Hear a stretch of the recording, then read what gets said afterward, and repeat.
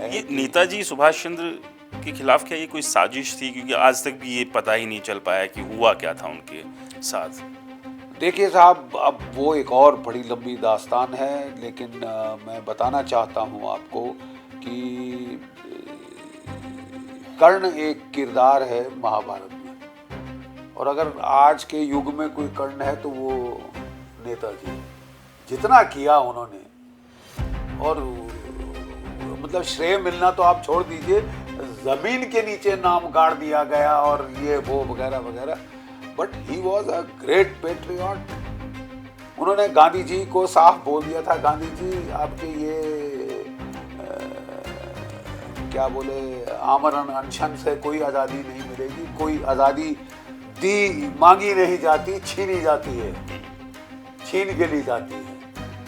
भीख मांग के आपके हाथ के कटोरे में कोई भीख नहीं डालेगा आज़ादी की। और अभी सबसे बढ़िया समय है, ये लड़ रहे हैं जर्मनी से, जापान से, इनकी ताकत कमज़ोर हो रही है। अगर आप आज़ाद होना चाहते हो तो अभी मौका है, अभी आपको लड़ना पड़ेगा, आपको अपनी हिम्मत बना के लड़ना पड़ेगा। गांधी जी ने निकाल के, वो प्रेसिडेंट थे कांग्रेस के, नेताजी सुभाष चंद्र बोस, उनको उन्होंने दूसरी बारी प्रेसिडेंट नहीं बनने दिया। वो खड़े हुए गांधी जी के बरखिलाफ, उनकी अनुमति के बरखिलाफ वो खड़े हुए और जीत गए।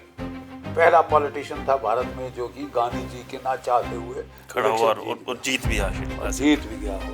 और फिर गांधी जी ने उनको फंक्शन नहीं करने दिया, कांग्रेस वर्किंग कमेटी को पूरा रिजाइन करा दी। वो सब कहानी आप जानते हैं। और मजबूर किया कि ये जाएं, और पहले जर्मनी गए, वहाँ एक फौज खड़ा करी।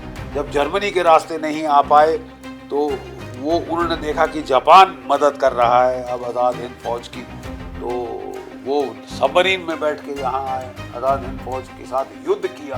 इम्फाल कोहिमा का युद्ध सबसे भीषण युद्ध है, ठीक है। और वो 19 कांटे की टक्कर थी, 19-20 की टक्कर थी। ये लोग हार गए, आज़ाद हिंद फौज और जापान। लेकिन ये they may have lost the battle of Imphal and Kohima, but they won the war for Indian independence. साहब, ये बहुत कम लोग ये चीज़ जानते हैं, क्योंकि उन्होंने, उनकी वजह से विद्रोह हुआ भारत की नौसेना में, उनकी वजह से विद्रोह होने वाला था 25 लाख भारतीय सशस्त्र सेनाओं में। तब अंग्रेज समझ गए, उन्होंने पहले ट्रांसफर ऑफ पावर की अनाउंसमेंट कर दी।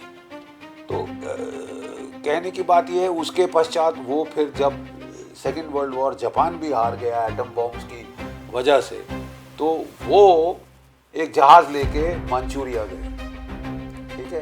कहानी बनाई जापानीज इंटेलिजेंस कांपेताई ने कि वो फार्मोसा गए, वहाँ एयर क्रैश हो गया। That was to help him escape to Russia. और वो रूस पहुँच गए, वहाँ से 3 ब्रॉडकास्ट उन्होंने किए। एक था दिसंबर 1945, दूसरा था जनवरी 46 और एक था 18 फरवरी 1946।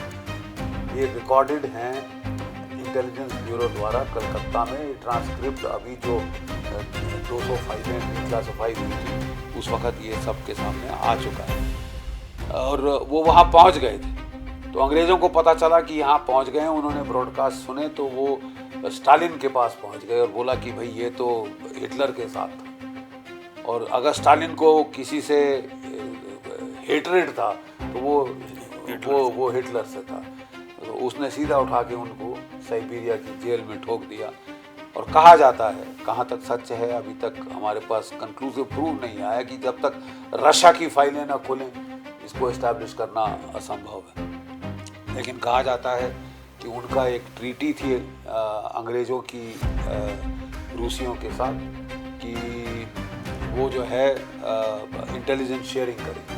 तो उन्होंने उसके तहत बोला कि हम चाहते हैं हमको वहीं रखिए, भारत में आया तो हमको, हमारी कोई कैद इसको रोक नहीं पाएगी, वहीं रखिए, हम इंटेरोगेट करना चाहते हैं। इंटेरोगेशन का मतलब टॉर्चर। तो कहा जाता है कि उनको टॉर्चर करके ख़त्म कर दिया गया वहीं किसी जेल में, और वहीं पे दफना दिए गए।